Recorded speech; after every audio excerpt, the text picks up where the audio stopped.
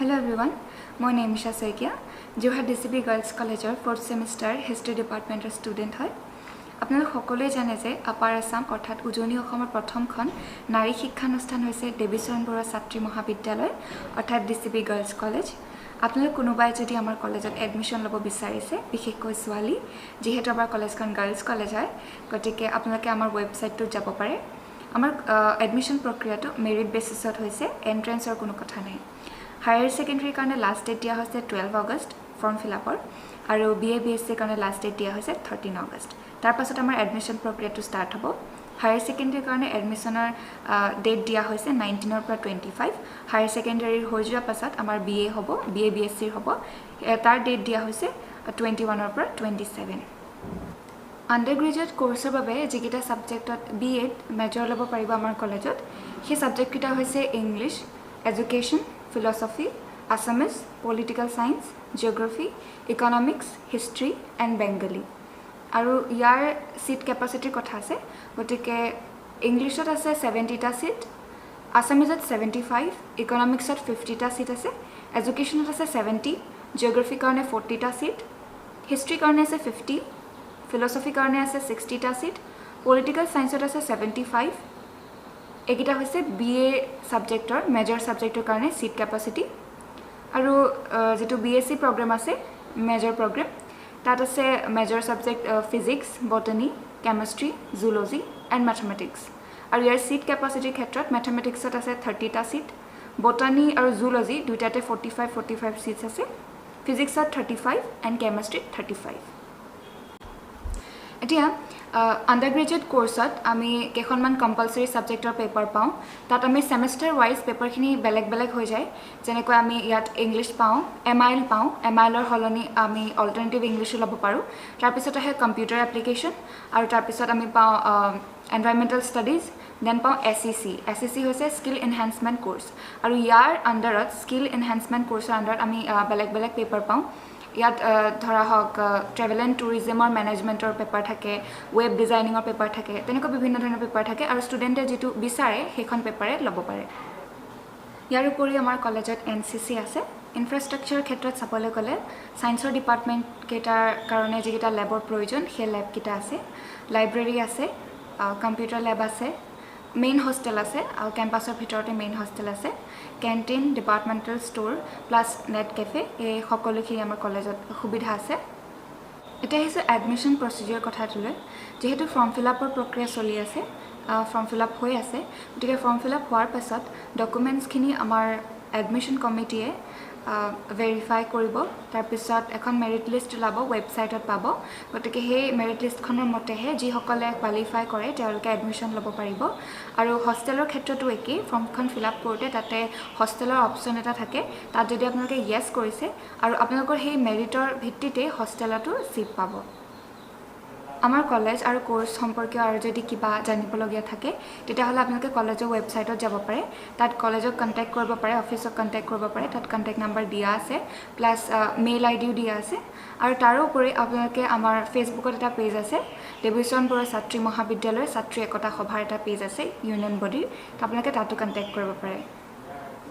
নমস্কাৰ, মই প্ৰিয়ানুজ ঐতিহ্যমণ্ডিত জগন্নাথ বৰুৱা মহাবিদ্যালয়ৰ ৰাজনীতি বিজ্ঞান বিভাগৰ স্নাতক চতুৰ্থ ষান্মাসিকৰ এজন ছাত্ৰ। আৰু ইতিমধ্যে JB কলেজতো এডমিশ্যনৰ বাবে যিসমূহ যাৱতীয় কাম কাজ সেইসমূহৰ কাম অতি সোনকালে আৰম্ভ কৰা হ'ব। আৰু এই বিষয়ে আপোনালোকে সবিশেষ জানিবৰ বাবে JB কলেজৰ অফিচিয়েল ৱেবছাইটত ভিজিট কৰিব পাৰে। ইতিমধ্যে অহা 10 আগষ্টৰ পৰা এডমিশ্যন সম্পৰ্কীয় তথ্যসমূহ JB কলেজৰ অফিচিয়েল ৱেবছাইটত উপলব্ধ কৰা হ'ব। আপোনালোকে তাত ভিজিট কৰি JB কলেজৰ বিষয়ে এডমিশ্যনৰ বিষয়ে যিখিনি যাৱতীয় তথ্য সেইখিনি আপোনালোকে লাভ কৰিব পাৰিব। আৰ্টছ, ছায়েন্স আৰু কমাৰ্চ তিনিটা ষ্ট্ৰীমতে নামভৰ্তি অনুষ্ঠিত কৰা হ'ব। আৰ্টছৰ বাবে থকা ছাবজেক্টখিনি হৈছে Assamese, Bengali, economics, geography, political science, English, Hindi, history, philosophy, সংস্কৃত আৰু ছচিয়লজি। আৰু ছায়েন্সৰ বাবে আছে botany, chemistry, computer science, electronics, geology, physics, mathematics, statistics আৰু জুলজি। আৰু কমাৰ্চৰ বাবেও আপোনালোকে নামভৰ্তি কৰিব পাৰিব।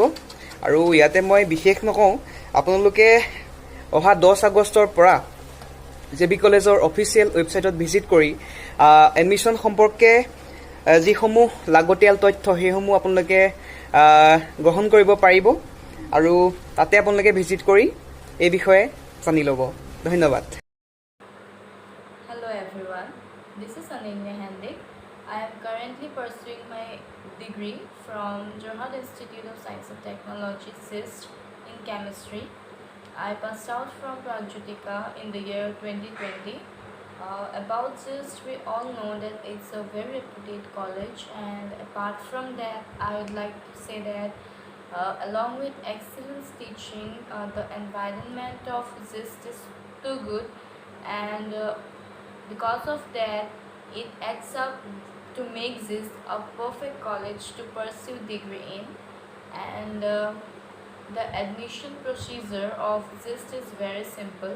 You need to go to the official website, that is www.sist.ac.in, and SIST has 3 degree courses, that is physics, chemistry and mathematics, and admission will be on merit basis as always, and the admission for degree courses will start from 9th of August and will end on 16th of August, and GIST has a professional course, that is BSc IT, Information Technology, and for that admission will start from 10th of August and will end on 16th of August, and there are 60 seats in each department, and all the 3 departments, that is physics, chemistry, maths, are very good, and the IT department as well. And that's all what I want to say. Thank you, and all the very best for your upcoming journey. Thank you so much. Hello everyone, মই প্ৰণিতা, মই বাহানা কলেজৰ chemistry ডিপাৰ্টমেণ্টৰ এগৰাকী ছাত্ৰী। বাহানা কলেজৰ admission প্ৰক্ৰিয়া ইতিমধ্যে আৰম্ভ হৈ গৈছে আৰু ইয়াৰ লাষ্ট ডেট 22 আগষ্টলৈকে আছে আৰু এডমিশ্যন প্ৰক্ৰিয়া সম্পূৰ্ণ অনলাইন পদ্ধতিৰে হ'ব। সো তোমালোকে যদি এপ্লাই কৰিব বিচাৰা তাৰ বাহানাৰ ৱেবছাইটত গৈ এপ্লাই কৰিব পাৰা আৰু সিলেকশ্যনটো সম্পূৰ্ণ মেৰিট বেচিছত হ'ব। তাৰ উপৰি ST, SC, OBC আৰু EWS এইসকলৰ কাৰণে ৰিজাৰ্ভেশ্যন আছে। তাৰ উপৰি তোমালোকৰ যদি NSS, NCC ইয়াৰ কিবা চাৰ্টিফিকেট আছে তেতিয়া তোমালোকে ৰিজাৰ্ভেশ্যন পাবা আৰু স্পৰ্টছ, মিউজিক এইকেইটা ক্ষেত্ৰত বিশেষ পাৰদৰ্শিতা থাকিলেও ৰিজাৰ্ভেশ্যন পোৱা যায়। এতিয়া হওঁ বিষয়সমূহৰ ওপৰত।